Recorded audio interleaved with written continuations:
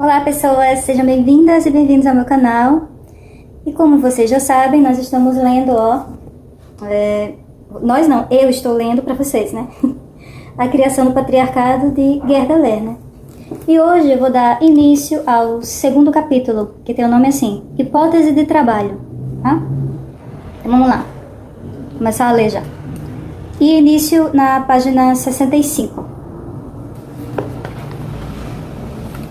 Suposição básica com a qual devemos começar qualquer teoria sobre o passado é a de que homens e mulheres construíram a civilização em conjunto. Começando pelo desfecho e voltando para trás, fazemos uma pergunta diferente daquela sobre uma origem de causa única. Perguntamos: como os homens e as mulheres na criação da sociedade e na construção do que chamamos de civilização ocidental chegaram à situação atual? Quando abandonamos o conceito de mulheres como vítimas históricas, influenciadas por homens violentos, forças, entre aspas, inexplicáveis e instituições da sociedade, devemos explicar um enigma central: a participação da mulher na construção do sistema que a subjuga. Sugiro que abandonar a busca por um passado empoderador, a busca pelo matriarcado, seja o primeiro passo na direção certa.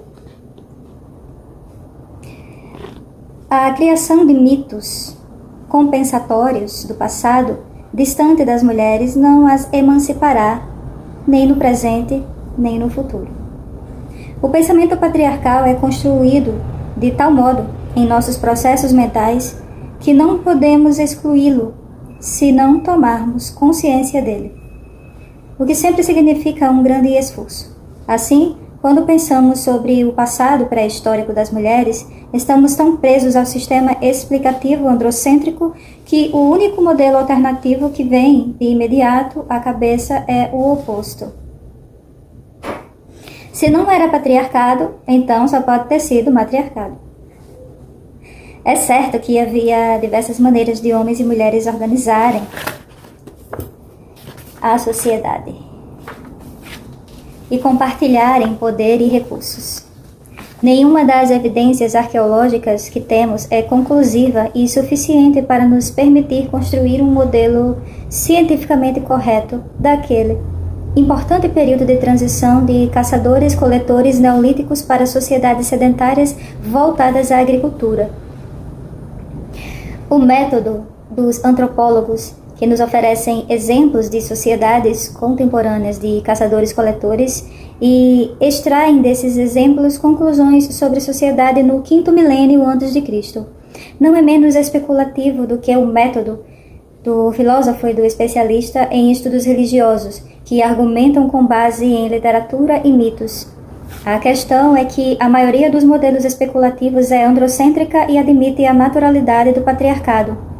E os poucos modelos feministas são históricos e, portanto, insuficientes, ao meu ver.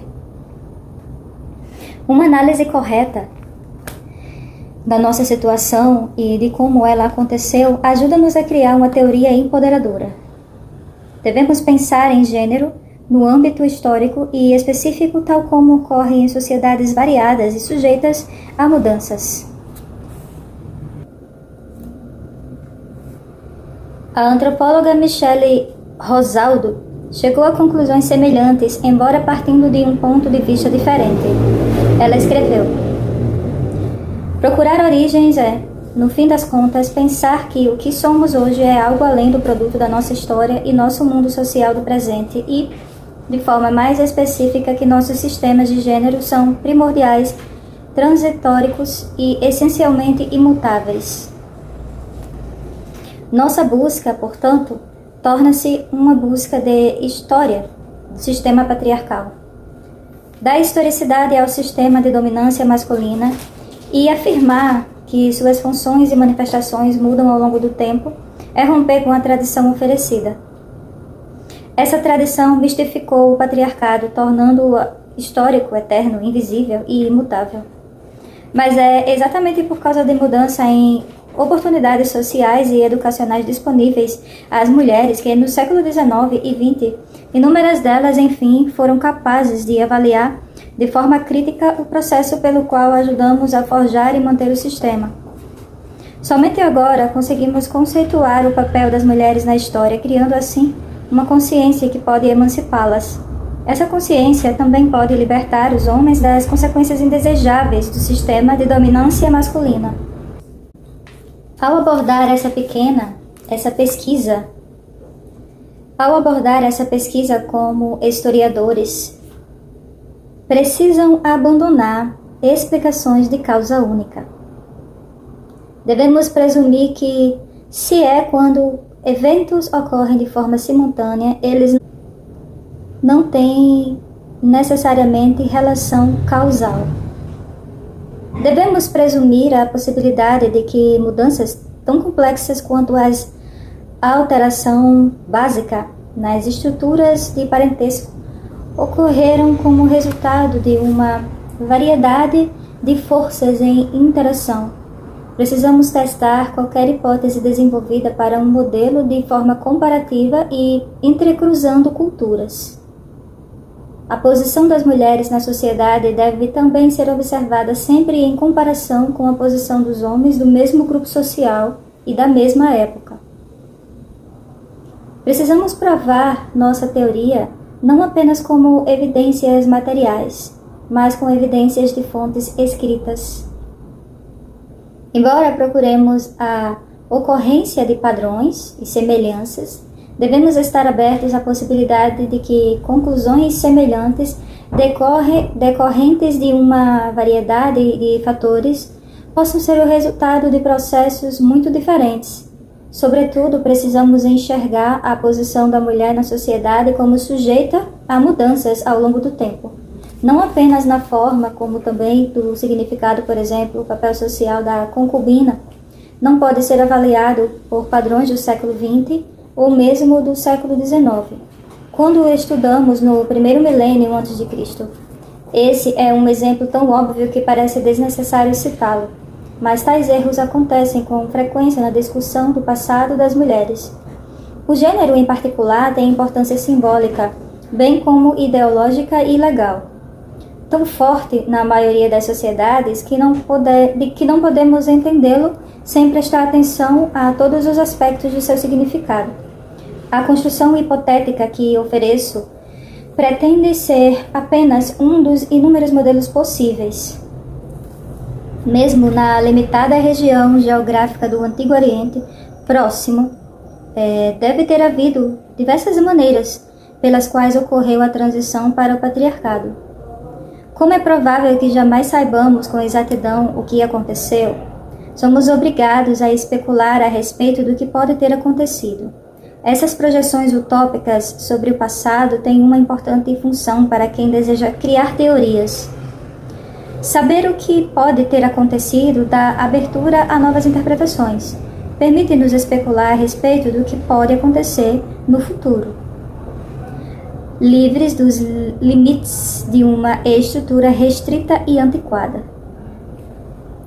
Comecemos com o período de transição quando hominídeos evoluíram de primatas, há cerca de 3 milhões de anos, e consideremos a mais básica díade.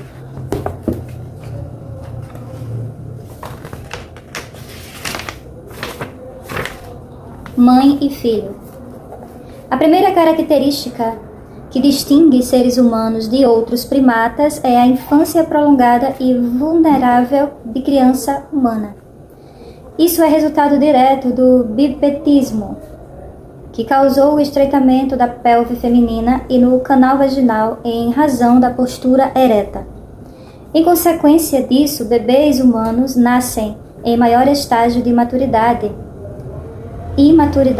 do que outros primatas, que a cabeça relativamente menor para facilitar a passagem do canal vaginal. Além disso, em comparação com os macacos mais desenvolvidos, bebês humanos nascem sem pelos, portanto, têm mais necessidade de aquecimento. Eles não podem se agarrar às mães para um apoio estável. pois não têm os dedos dos pés flexíveis dos macacos. Então, as mães precisam usar as mãos ou depois substitutos mecânicos para que possam segurar os bebês junto ao corpo. O bebismo e a postura ereta também resultaram no desenvolvimento mais refinado da mão, no polegar e em maior coordenação sensorial da mão. Consequentemente, o cérebro humano se desenvolve por muitos anos durante o período da infância em que a criança é totalmente dependente, sendo, portanto, sujeito a modificações por meio do aprendizado e de intensa moldagem cultural, de modo completamente diferente do desenvolvimento dos animais. A neurofisiologista Ruth Blair usa esses fatos em um argumento revelador contra quaisquer teoria que afirmem ser as características humanas inatas.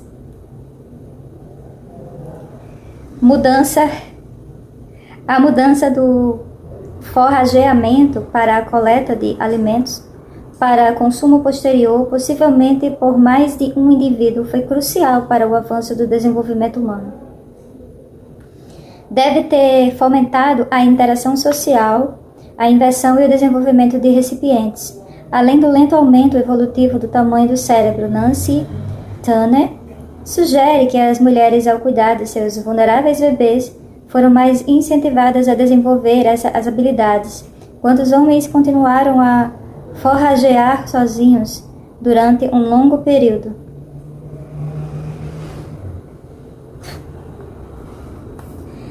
Ela especula que foram essas atividades que levaram ao primeiro uso de ferramentas para abrir e dividir alimentos vegetais com as crianças e para cavar em busca de raízes. Fosse como fosse, a sobrevivência do bebê dependia da qualidade dos cuidados maternos, de forma semelhante. A efetividade de coleta da mãe melhorou sua própria nutrição, aumentando, portanto, sua expectativa de vida e fertilidade. Postulamos, como Turner e Blair, que os hominídeos eretos, ao serem humanos, plenamente desenvolvidos na era Neandertal ou Idade da Pedra, 100.000 a.C. O papel das mulheres foi fundamental. Pouco depois desse período, a caça, em grande escala feita por grupos de homens, foi desenvolvida na África, na Europa e na Ásia Setentrional. As evidências mais antigas da existência de arcos e flechas pode ser datada apenas de 15.000 anos atrás. Como a maioria das explicações para a divisão sexual do trabalho postula a existência de sociedades de caçadores-coletores, precisamos observar com mais atenção tais sociedades nos períodos paleolítico e neolítico. Vem do neolítico as evidências remanescentes de pinturas em paredes e esculturas que sugerem a difundida adoração da deusa mãe. Podemos entender por que é provável que homens e mulheres a tenham escolhido como primeira forma de expressão religiosa se considerarmos o laço psicológico entre mãe e filho. Devemos nossos conhecimentos sobre as complexidades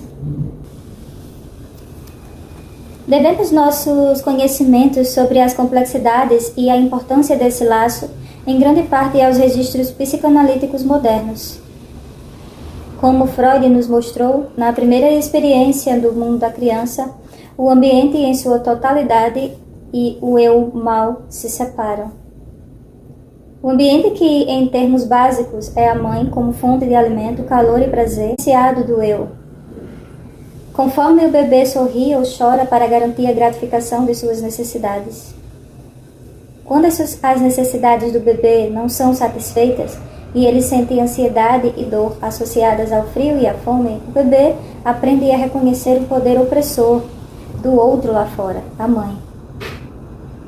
Estudos psicológicos modernos nos oferecem narrativas detalhadas da complexa interação entre mãe e filho e das formas como a resposta do corpo da mãe Seu sorriso e sua fala ajudam a formar o conceito de mundo e de eu da criança.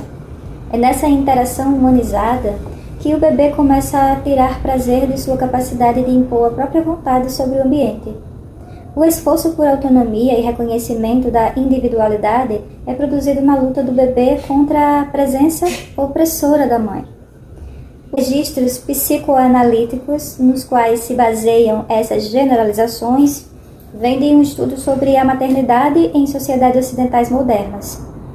Ainda assim, eles enfatizam a importância crucial da experiência de completa dependência do bebê e da experiência de poder opressor da mãe para a formação de caráter e identidade do indivíduo.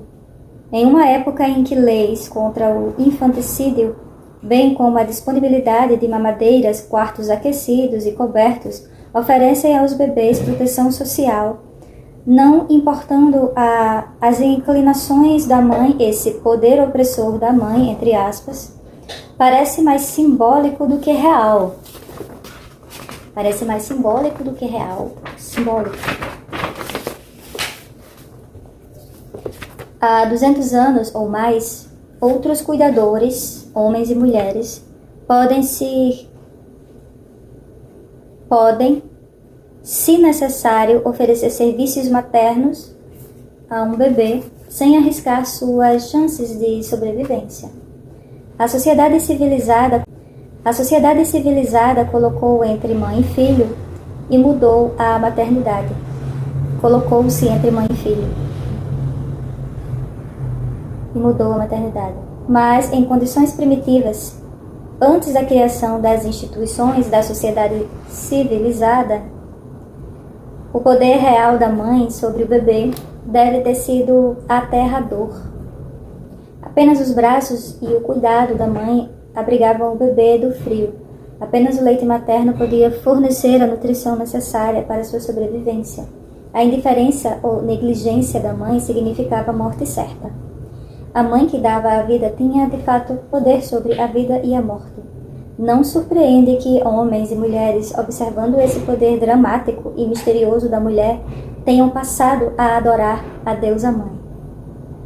Meu objetivo aqui é enfatizar a necessidade que criou a divisão inicial do trabalho, segundo a qual as mulheres realizavam a função materna. Durante milênios, a sobrevivência do grupo dependeu disso e não havia alternativa. Nas condições extremas e perigosas sob as quais viviam os humanos primitivos, a sobrevivência até a idade adulta de pelo menos 2 filhos por casal exigia muitas gerações para cada mulher, muitas gestações para cada mulher. Dados precisos sobre a expectativa de vida pré-histórica são de difícil obtenção, mas estimativas com base em estudos de fósseis colocam a essa expectativa do Paleolítico e do Neolítico entre 30 e 40 anos.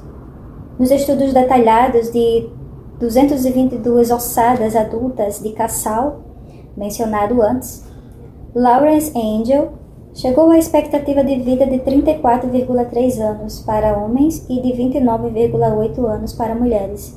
Excluem-se da análise os que morreram durante a infância.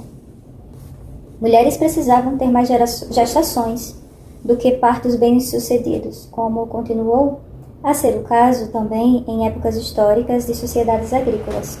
A infância do bebê era bastante prolongada, uma vez que as mães os amamentavam por 2 ou 3 anos.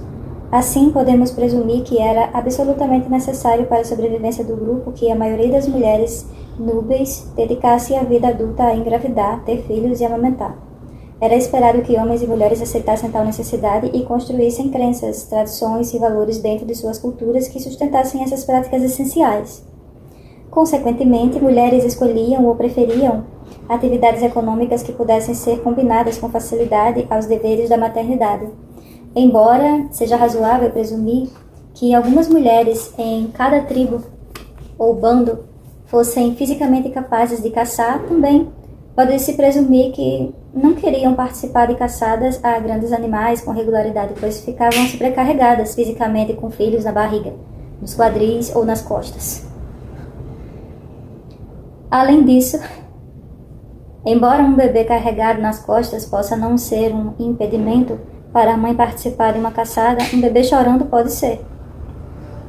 Exemplos citados por antropólogos de tribos de caçadores-coletores no mundo contemporâneo, nas quais são feitos acordos alternativos para os cuidados dos filhos e nas quais as mulheres participam da caçada de modo ocasional, não contradizem o argumento anterior. Apenas mostram que as sociedades podem fazer com relação a tentativas de organização, não mostram, porém, qual foi o provável modo predominante do âmbito histórico que permitiu a sobrevivência das sociedades.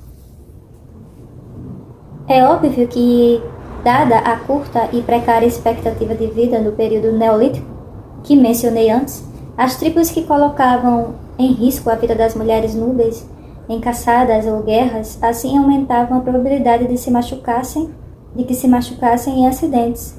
Não tendiam a sobreviver tão bem quanto tribos em que essas mulheres trabalhavam de outra maneira.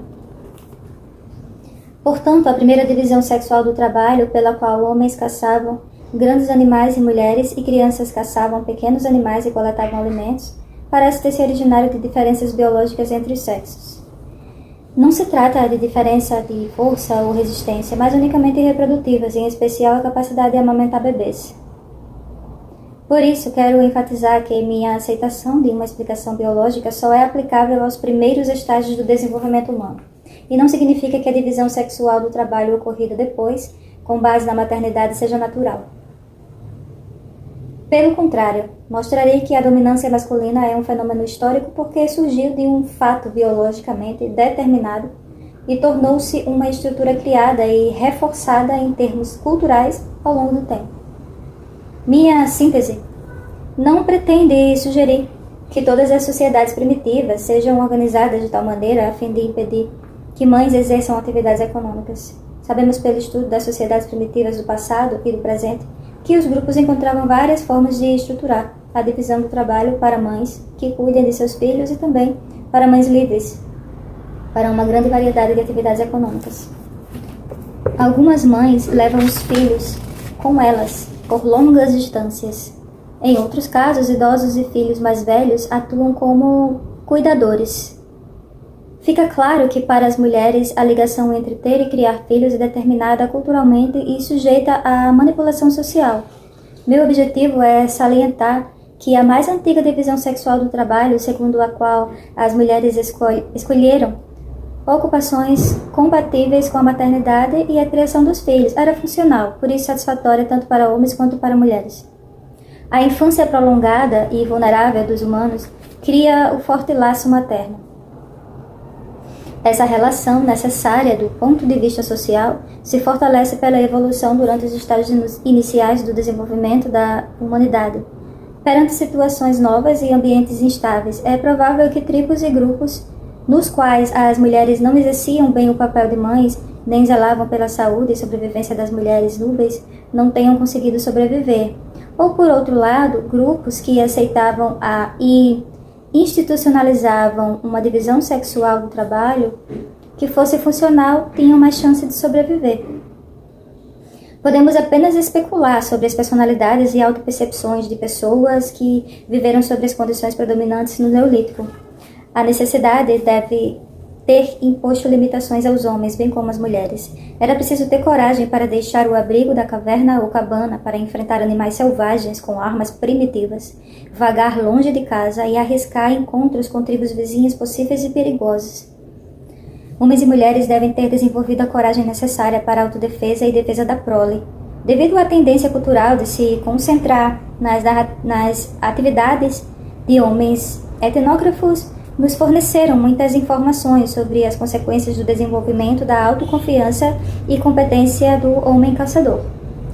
Com base em evidências etnográficas, Simone de Beauvoir especulou que foi essa divisão inicial do trabalho a origem da desigualdade entre os sexos, que condenou a mulher à eminência, à busca pelo trabalho diário, repetitivo e sem fim, ao contrário do que ocorreu com a bravura do homem, que o levou à transcendência. A fabricação de ferramentas, invenções, o desenvolvimento de armas. Descreve-se tudo isso como oriundo das atividades do homem em busca da subsistência. Mas o crescimento psicológico das mulheres recebeu bem menos atenção e costuma ser descrito em termos mais condizentes com os relativos de uma dona de casa moderna do que uma integrante da tribo da Idade da Pedra. Elise Boudin, em seu resumo do passado das mulheres, sintetizou conhecimentos antropológicos para apresentar uma interpretação bem diferente. Boudin enxerga nas sociedades neolíticas um compartilhamento igualitário de trabalho, no qual cada sexo desenvolveu habilidades e conhecimentos apropriados essenciais para a sobrevivência do grupo. Ela nos conta que a coleta de alimentos exigia um conhecimento elaborado de ecologia, plantas, árvores e raízes, além de suas propriedades como alimento e medicamentos. Descreve a mulher primitiva como guardiã do fogo doméstico, como a inventora de recipientes de argila e tecido, que permitiam que os excedentes da tribo fossem guardados para épocas de escassez. Descreve ainda a mulher como alguém que extraía de plantas, árvores, frutas os segredos da transformação de seus produtos em substâncias curativas, tinturas, cânhamo, fios e roupas. A mulher sabia como transformar matéria-prima, animais mortos, em alimento. Suas habilidades devem ter sido tão diversas quanto as dos homens, e por certo tão essenciais quanto as dele. Ela tinha talvez mais conhecimento, ou pelo menos tanto quanto o homem. É fácil imaginar que devia ser o suficiente para ela, na criação de rituais e ritos, de música, dança, poesia. Ela teve tanta participação quanto ele. E ainda assim devia ser responsável por gerar e criar filhos. A mulher na sociedade pré-civilizada deve ter sido igual ao homem e pode muito bem ter se considerado superior a ele. A literatura psicanalítica e, mais recentemente, a reinterpretação feminista de Nancy Chodorow nos oferece descrições úteis do processo pelo qual o gênero foi criado com base no fato de que as mulheres são responsáveis pelo cuidado dos filhos. Vejamos se essas teorias têm validade para descrever o processo de desenvolvimento histórico. Chodorow argumenta que a relação que a mãe difere de modo sistemático para meninos e meninas desde os períodos mais antigos. Meninos e meninas aprendem a esperar de mulheres o amor infinito e acolher de uma mãe, mas também associam as mulheres a medo e suas fraquezas. A fim de encontrar a própria identidade, meninos se desenvolvem como diferentes da mãe, identificam-se com o pai e repudiam expressões de sentimentos, preferindo a ação. Uma vez que são as mulheres que criam os filhos, Chodorow diz, a citação: meninas em crescimento se definem e sentem-se em conexão com o outro. A experiência de si mesma como meninas apresenta limites de ego mais flexíveis ou permeáveis. Meninos se definem com mais isolamento e distinção, com uma noção maior de limites rígidos de ego e diferenciação. O senso de si básico feminino é conectado com o mundo. O senso de si básico masculino é isolado. Pela forma como sua individualidade se define em comparação com a mãe cuidadora, meninos são preparados para participar da esfera pública. Meninas identificam-se com a mãe e sempre mantendo a relação primária próxima com ela, ainda que transfiram o interesse amoroso para homens. São preparadas para maior participação nas esferas dos relacionamentos. Meninos e meninas definidos pelo gênero são preparados para assumir papéis de gênero adultos, que em grande parte situam mulheres dentro da esfera da reprodução em uma sociedade desigual em termos de sexo. A sofisticada reinterpretação feminista de Chodorow da explicação freudiana para a criação da personalidade definida por gênero é embasada pela sociedade industrial ocidental e seus relacionamentos por afinidade e familiares. É duvidoso, porém, que seja aplicável a pessoas não brancas que vivem dentro dessa sociedade, motivo pelo qual devemos ser cautelosos ao generalizar com base nisso. Ainda assim, seu argumento para a base psicológica que sustenta as relações de instituição social é sólido. Ela e outros argumentam que, de maneira convincente, que devemos prestar atenção à maternidade na sociedade patriarcal, em sua estrutura e nas relações que ela gera, se quisermos alternar as relações entre os sexos e acabar com a subordinação das mulheres. Eu especularia que o tipo de formação da personalidade de Chodorow descreve como resultado de mulheres que criam filhos em sociedades industrializadas atuais não ocorria em sociedades primitivas do Neolítico. Em vez disso, as atividades de criação e cuidados das mulheres associadas à sua autossuficiência na coleta de alimentos e senso de competência para diversas habilidades essenciais à vida devem ter sido consideradas por homens e mulheres como fonte e força. É bem provável poder mágico. Em algumas sociedades, mulheres zelosas guardavam os segredos de seu grupo, sua magia, o conhecimento sobre ervas curativas. A antropóloga Louise Poe, cujo relato gira em torno de uma aldeia indígena da Guatemala do século XX, diz que o mistério e o pavor em relação à menstruação contribuem para o senso de participação nos poderes místicos do universo das mulheres. Elas manipulam o medo dos homens em que o sangue menstrual ameaça sua virilidade, transformando a menstruação em uma arma simbólica. Na sociedade civilizada, são as meninas que têm mais dificuldade de formação do ego. Eu diria que, na sociedade primitiva, esse fardo deve ter sido dos meninos, cujo medo e admiração pela mãe deve ter se transformado por ação coletiva em identificação do grupo masculino. Se as mães e seus filhos pequenos se uniram a outro grupo de mães e filhos para atividade de coleta e procedimento de alimentos. Ou se os homens tiveram a iniciativa de levar os meninos ao grupo, isso permanece no âmbito da conjectura. As evidências da sociedade primitiva mostram diversas maneiras de estruturação da divisão sexual do trabalho em instituições da sociedade, que unem meninos e homens, preparação para ritos de iniciação separada por sexo, residências com membros do mesmo sexo e participação em rituais com membros do mesmo sexo são apenas alguns exemplos. Inevitavelmente, sair em grupos para caçar grandes animais levava à formação de laços, que devem ter sido muito fortalecidos pela guerra e pela preparação necessária para transformar meninos em guerreiros. Era essencial que as mulheres tivessem habilidade de maternidade também eficazes para garantir a sobrevivência tribal, que deviam ser bastante valorizadas, assim como as habilidades de caça e guerra dos homens. Pode-se supor que tribos que não criavam homens capacitados para a guerra e a defesa acabavam sucumbindo às tribos que fomentavam essas habilidades dos homens. Esses argumentos evolutivos são apresentados com frequência, mas estou aqui falando também em favor de um argumento psicológico com base em condições históricas variáveis. A formação do ego do indivíduo do sexo masculino, que deve ter ocorrido em um contexto de medo, admiração e possivelmente pavor da mulher, pode ter levado os homens à criação de instituições sociais para incentivar o ego, aumentar a autoconfiança e validar sua noção de valor.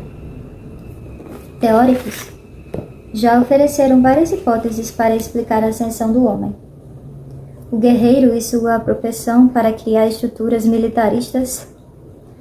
Essas variam as explicações biológicas. A concentração mais alta de testosterona no homem e sua maior força o tornam mais agressivos. Isso é a explicação biológica, né? Preste atenção. Vou dizer de novo. Explicação biológica. A concentração mais alta da testosterona no homem e sua maior força o tornam mais agressivos. Aí a psicológica. O homem compensa sua incapacidade de dar à luz com dominância sexual sobre mulheres e agressividade para com outros homens. Aí, né? Continuando. Freud via a origem da agressividade masculina na rivalidade edipiana entre pai e filho. pelo amor da mãe e supunha que os homens tivessem construído a civilização para compensar a frustração de seus instintos sexuais na primeira infância. As feministas, começando por Simone de Beauvoir, foram muito influenciadas por tais ideias, o que tornou possível a explicação de que o patriarcado resultou ou da biologia masculina ou da psicologia masculina. Assim, Susan Bromiller vê a capacidade que o homem tem de estuprar como causa de propensão a estuprar mulheres e mostra como isso levou à dominância dos homens sobre as mulheres e à supremacia masculina. Elizabeth Fisher argumentou de modo engenhoso que a domesticação de animais ensinou ao homem seu papel na procriação e que a prática da reprodução forçada de animais deu-lhe a ideia de estuprar mulheres.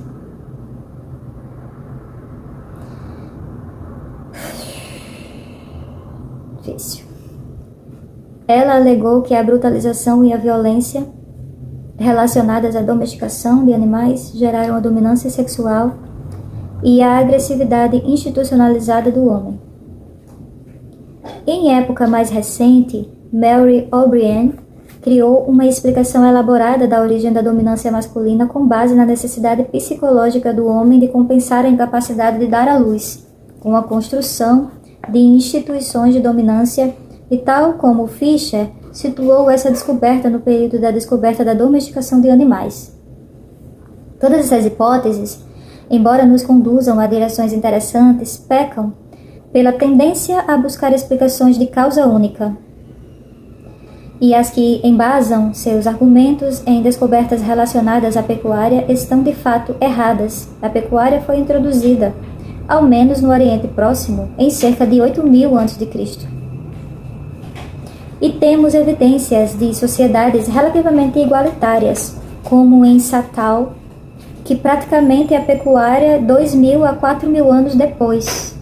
Portanto, não pode haver uma relação causal. Parece-me bem mais provável que a ocorrência de conflitos intertribais durante períodos de escassez econômica tenha fomentado a ascensão ao poder de homens que tenham realizado grandes feitos militares. Discutiremos mais adiante o grande prestígio e a reputação de que gozavam podem ter aumentado a propensão a exercer autoridade sobre mulheres e depois sobre os homens da mesma tribo. Mas apenas esses fatores não são suficientes para explicar a vasta mudança ocorrida na sociedade com o advento do sedentarismo e da agricultura. Para entender esse panorama em toda a sua complexidade, nosso modelo teórico deve agora levar em consideração a prática do comércio das mulheres. O comércio das mulheres, um fenômeno observado em sociedades tribais em diversas regiões pelo mundo afora, foi identificado pelo antropólogo Claude Lévi-Strauss como a principal causa da subordinação feminina. Pode assumir várias formas, tais como a remoção forçada de mulheres de suas tribos, através de roubo de noivas, defloramento ritual ou estupro, casamentos arranjados. É sempre precedido de tabus sobre endogamia e pela doutrinação de mulheres, da mais tenra infância em diante, para a aceitação de sua obrigação para com seus parentes no sentido de consentir com casamentos impostos. Lévi-Strauss diz: a relação total do comércio que constitui o casamento não é estabelecida entre homem e mulher, mas entre dois grupos de homens, e a mulher representa apenas um dos objetos da transação, não uma das partes. Isso é verdadeiro, mesmo quando os sentimentos da garota são levados em consideração, como aliás costuma ser o caso. Ao consentir com a união proposta, ela precipita ou permite que a transação se efetue. Ela não pode alterar sua natureza. Lévi-Strauss explica que, nesse processo, mulheres são reificadas, passam a ser desumanizadas e vistas mais como coisa do que como seres humanos. Inúmeras antropólogas feministas aceitaram essa posição e elaboraram o tema. A matrilocalidade estrutura o parentesco de forma que um homem deixe sua família de origem para morar com a esposa ou a família da esposa. A patrilocalidade estrutura o parentesco de modo que a mulher tenha de deixar sua família de origem e morar com o marido ou a família dele. A observação desse fato gerou a suposição de que a mudança no parentesco de laços matrilineares para patrilineares seria um ponto decisivo na relação entre os sexos, coincidindo com a subordinação das mulheres. Mas como e por que esse sistema se desenvolveu? Já discutimos o cenário no qual os homens, possivelmente recém-alçados do poder em razão às suas habilidades da guerra, coagiram mulheres contra a vontade delas. Mas por que as mulheres eram comercializadas e não os homens? Darlington oferece uma explicação. Ele vê a exogamia como uma inovação cultural que se torna aceita por proporcionar uma vantagem evolutiva. Propõe a existência de um desejo instintivo nos seres humanos de controlar a população para a densidade ideal em determinado ambiente. As tribos conseguem isso por meio do controle sexual, de rituais e designam homens e mulheres para papéis sexuais apropriados. E recorrendo ao aborto, ao infanticídio e à homossexualidade quando necessário. De acordo com esse argumento evolucionista em essência, o controle populacional tornou obrigatório o controle sobre a sexualidade feminina. Existem outras explicações possíveis, supondo que homens adultos fossem comercializados entre as tribos, o que garantiria a lealdade deles à nova tribo. O laço entre homens e a sua prole ainda não era forte bastante para assegurar que eles fossem submissos pelo bem dos filhos.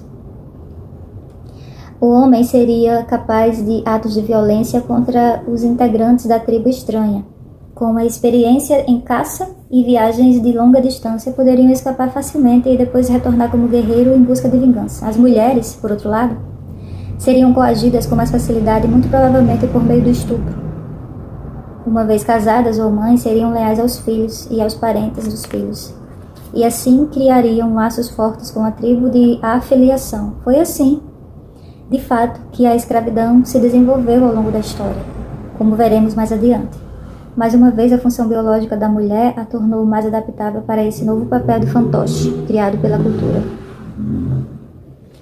Pode-se também admitir que não mulheres, mas crianças, de ambos os sexos, tenham sido usadas como fantoches a fim de assegurar a paz entre as tribos, uma vez que eram utilizadas com frequência no período histórico entre as elites dominantes.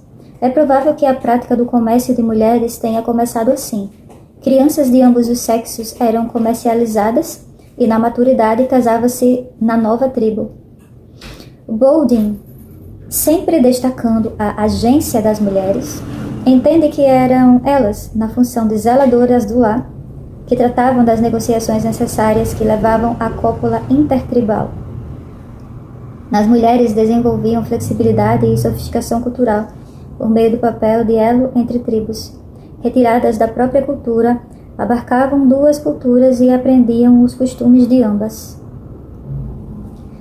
O reconhecimento obtido daí pôde dar a elas acesso a poder e, com certeza, influência. Considero as observações de Bowden úteis para reconstruir o processo gradual da instituição do comércio das mulheres, que estas podem ser incitadas ou do qual pode ter sido iniciado ou do qual pode ter participado. Na literatura antropológica, temos alguns exemplos de rainhas no papel de chefe de Estado que adquiriam muitas esposas,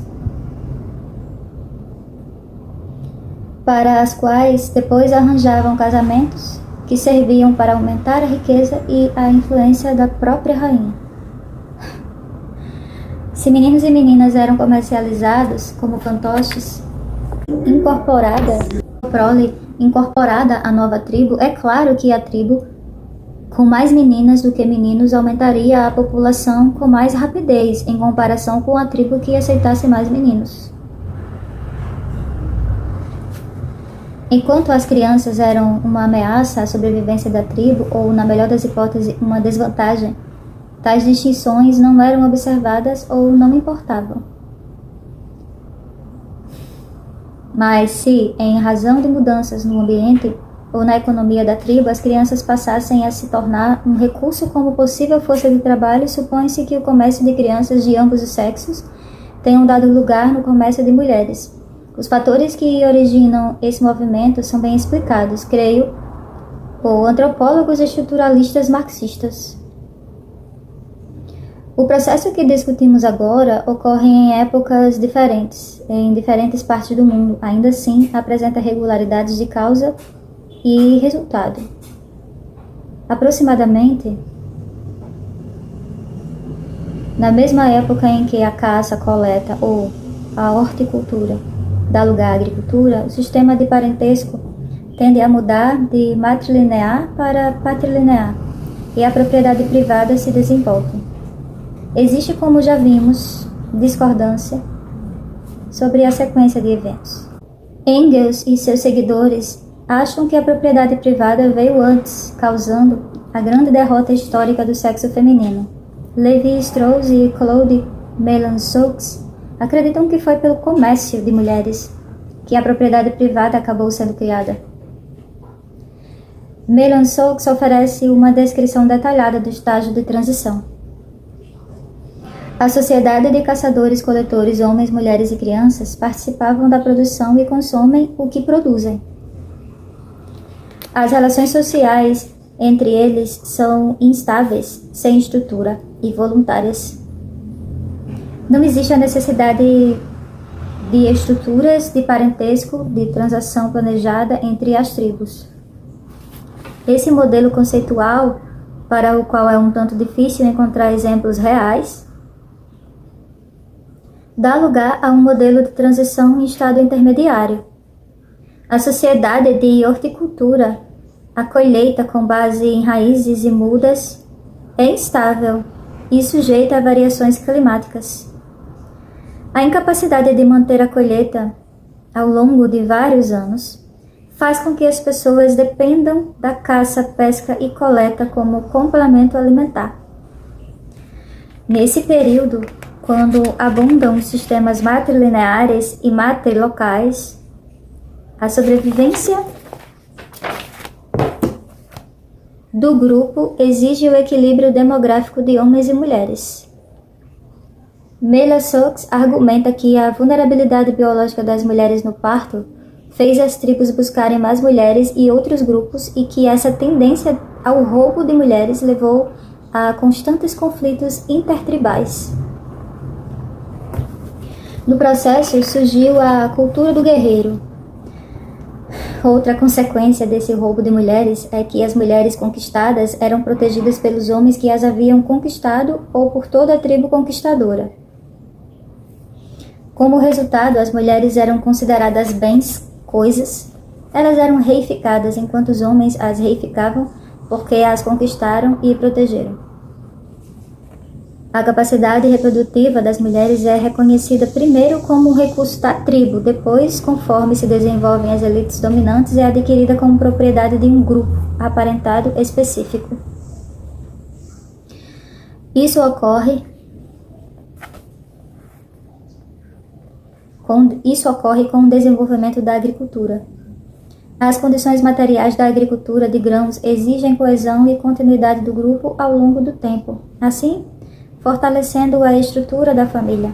Para fazer a colheita, trabalhadores de um ciclo de produção ficam devendo alimentos e sementes e trabalhadores de um ciclo de produção anterior. Como a quantidade de alimentos depende da disponibilidade de trabalho, a produção passa a ser a principal preocupação. Isso traz duas consequências: fortalece a influência do homem mais velho e aumenta o incentivo da tribo para a aquisição de mais mulheres. Na sociedade plenamente desenvolvida, com base na agricultura de arado, mulheres e crianças são indispensáveis ao processo de produção, que é cíclico e trabalhoso. Crianças tornam-se, assim, um recurso econômico. Nesse estágio, as tribos buscam adquirir o potencial reprodutivo das mulheres em vez das mulheres em si. Homens não geram bebês diretamente, assim as mulheres não são homens, é que são comercializadas. Essa prática torna-se institucionalizada em tabus de incesto e em padrões de casamento patrilocal. Homens mais velhos que oferecem continuidade no conhecimento sobre produção passam a mistificar esses segredos e exercem poder sobre os homens mais novos por meio de controle de alimentos, conhecimento e mulheres. Eles controlam o comércio de mulheres, impõem restrições sobre seu comportamento sexual e obtêm propriedade privada delas. Os homens mais novos devem oferecer serviços de mão de obra para os mais velhos, em troca de privilégio de conseguir acesso às mulheres. Sob tais circunstâncias, as mulheres também se tornam presa de guerra para os guerreiros, o que encoraja e reforça a dominância de homens mais velhos sobre a comunidade. Por fim, a grande derrota histórica das mulheres, por meio da destruição da matrilinearidade e da matrilocalidade, torna-se possível e se prova vantajosa para as tribos que as conquistam.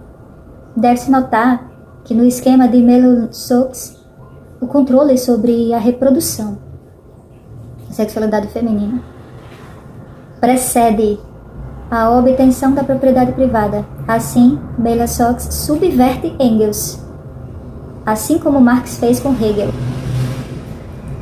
A obra de Melun-Sokes cria novas perspectivas no debate sobre origens, embora críticas feministas devam se opor a seu modelo androcêntrico, no qual as mulheres representam apenas vítimas passivas.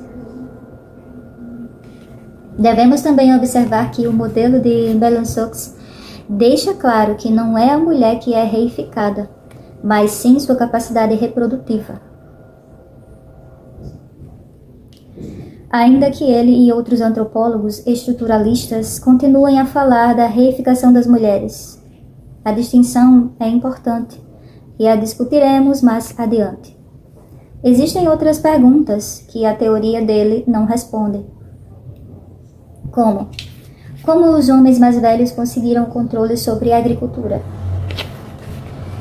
Se nossas especulações iniciais sobre relações sociais entre os sexos em tribo de caçadores-coletores estivessem corretas, e se o fato em geral aceito de que foram as mulheres que desenvolveram a horticultura foi preciso, seria esperado que as mulheres controlassem o produto do trabalho agrícola, mas nesse ponto devemos considerar outros fatores. Nem todas as sociedades passaram pelo estágio da horticultura.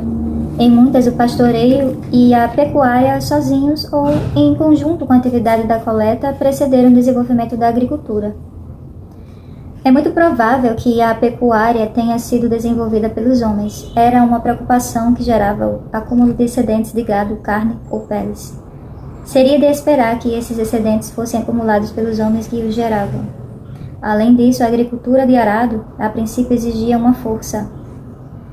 E, com certeza, não era uma ocupação das mulheres grávidas ou lactantes. Teriam escolhido, exceto de forma auxiliar. Assim, a prática econômica da agricultura reforçou o controle dos homens sobre os excedentes, que também podem ter sido obtidos em conflitos intertribais. Outro fator que pode ter contribuído para o desenvolvimento da propriedade privada foi a distribuição assimétrica do tempo livre. As atividades de horticultura são mais produtivas do que a coleta da subsistência e geram tempo livre. Mas a distribuição deste é desigual. Homens se beneficiam mais do que mulheres, pois a atividade de preparação de alimentos e a criação dos filhos continua a cargo das mulheres. Assim, presume-se que o homem podia usar o novo tempo livre para desenvolver suas habilidades artesanais, iniciar rituais para aumentar seu poder e influenciar e controlar os excedentes. Não quero sugerir aqui determinismo ou manipulação consciente, é exatamente o contrário. As coisas se desenvolvem de certa maneira, causando causando determinadas consequências, que nem homens e mulheres planejaram. Eles não tinham como saber das consequências da mesma forma que os homens modernos que deram início ao admirável mundo novo da industrialização não tinham como saber de suas consequências em relação à poluição e impacto sobre a ecologia. Quando a consciência do processo de suas consequências se desenvolveu, já era tarde demais, pelo menos para as mulheres, para interromper o processo. O antropólogo dinamarquês Peter Aby aponta que as evidências de Meyler-Schuch eram amplamente baseadas no modelo europeu, envolvendo a interação entre atividades de horticultura e pecuária. E em exemplos de indígenas das planícies da América do Sul, a Aby cita casos tais como os da tribo caçadores da Austrália, nos quais há o controle de mulheres, sem que existam atividades de horticultura. Depois ele cita o caso dos ioroqueses, uma sociedade na qual mulheres não eram nem reificadas nem dominadas. Como exemplo de adeptos da horticultura que não recorrem à dominância masculina. Ele argumenta que em condições ecologicamente favoráveis seria possível manter o equilíbrio demográfico dentro de uma tribo sem a necessidade de importação de mulheres. Não apenas as relações da produção, mas também ecologia da reprodução sociobiológica são fatores determinantes ou críticos. Entretanto, como todas as sociedades de agricultura reificadas, a capacidade reprodutiva das mulheres, não a dos homens. Deve-se concluir que tais sistemas têm uma vantagem no que diz respeito à expansão e à apropriação de excedentes em relação a um sistema baseado em complementariedades entre os sexos. Nestes, não existem meios de forçar os produtores a aumentar a produção. As ferramentas neolíticas eram relativamente simples, então qualquer um poderia fabricá-las. Terras não eram recursos escassos. Assim, nem ferramentas, nem terras representavam oportunidades para a apropriação, mas em uma situação na qual condições ecológicas e irregularidades na reprodução biológica ameaçavam a sobrevivência do grupo, as pessoas procuravam mais reprodutores, ou seja, mulheres.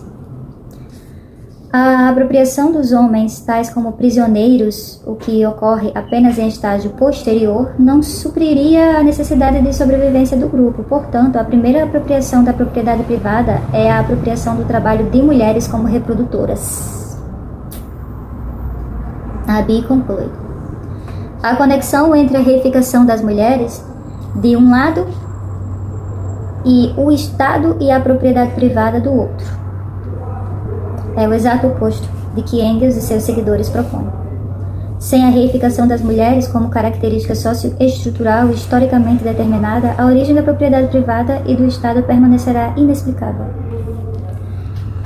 Se seguirmos o argumento de Aby, que considero persuasivo, devemos concluir que, durante a revolução na agricultura, a exploração do trabalho humano e a exploração sexual de mulheres se uniram de forma inextricável.